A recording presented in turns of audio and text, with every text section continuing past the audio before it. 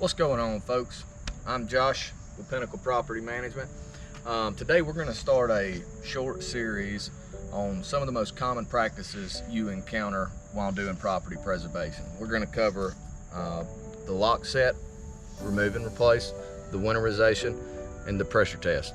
Going to be some real quick how-to videos on some of these forums and some of these Facebook groups. I see a lot of people out there who really don't know what they're doing, maybe looking for some information, so we're going to try to take care of that for you today.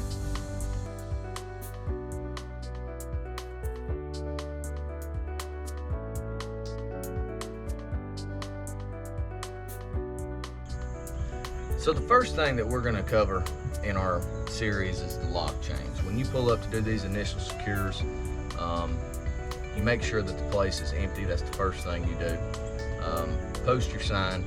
The very first thing you're going to do is change the lock set. So what we want to do is we're going to give you a brief description of this particular door. A lot of doors are different, a lot of locks are different. When we encounter different things, we'll make different videos, but in this instance, the door that we're going in is a vinyl door and it's a French door. So we'll go over just a few little ways that I typically do this, but the very first thing I do is I always walk around and see if there's any unlocked doors or windows. Naturally, that just makes your life a little bit easier. If the door's unlocked and you can walk in and come around and unlock the door you need to unlock, it makes your life a whole lot easier than having to drill these bad boys out. So for me, I'd say probably 95% of the time I can get into a lock with nothing more than these tools right here. Flat bar, monkey wrench, the drill with the drill bit, and impact with a Phillips head bit. And then go ahead and take the lock box, the deadbolt, and the knob lock around there with you. And you can probably do this in one trip. A lot of the times you'll have to come back and maybe grab a flathead or some other tool to just kind of help you get in there. But I would say that 95% of the time you can get in there with just this right here. Look, these French doors are easy. When you pull up on these properties and you see French doors, that's the door you typically want to go to, or at least I do. A lot of times these folks moving out, they don't relock these keeper pins at the top and bottom of the secondary door, and you can just come right up and push this thing open. Just walk up, give it a little push. If you see it start easing open, just go on and push it open. If that don't work, there's so much play in this door casing. You can typically stick a flat bar right in here and just push it back enough, and you can shim that knob lock to push it open. That's if they don't lock the deadbolt, but a lot of times the deadbolt's not locked. But if the keeper pins for the secondary door are in and the deadbolt is locked, then you're just gonna have to drill it out like you would a traditional door. So we were lucky enough, we're generally pretty unlucky people, so it don't happen very often, but the door was unlocked. So, but for the sake of this video, we're just gonna act like the door was locked. But what we're gonna do is, like I mentioned earlier, this is a French door. I'm not gonna fool with trying to take the knob lock off or drill it or any of that stuff. I'm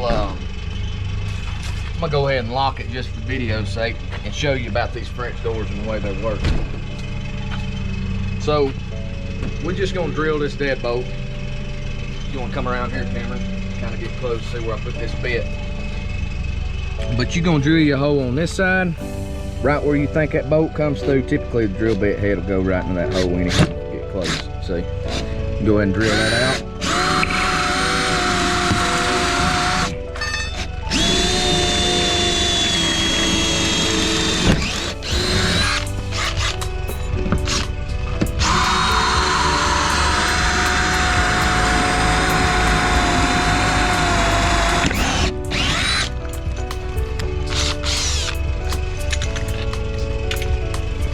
Drill it out and you pop it off.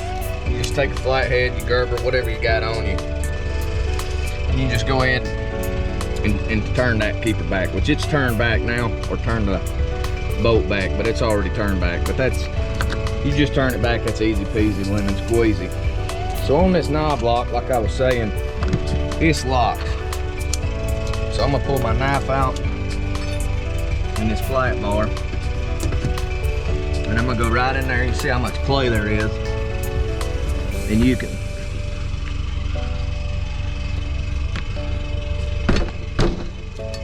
It's that easy.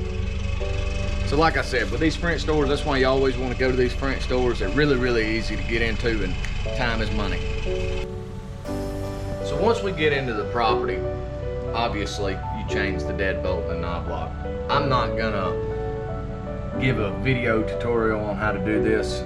Hopefully everybody who's doing this kind of work at a minimum knows how to change doorknobs, but I will say make sure the deadbolt goes on top and the knob lock goes on bottom. I do see a lot of people who, I don't know why, but they do it backwards. It makes no sense to me, but you know, do it the way it's supposed to be done, make it look good. And that's it for getting in these houses and changing the knob locks.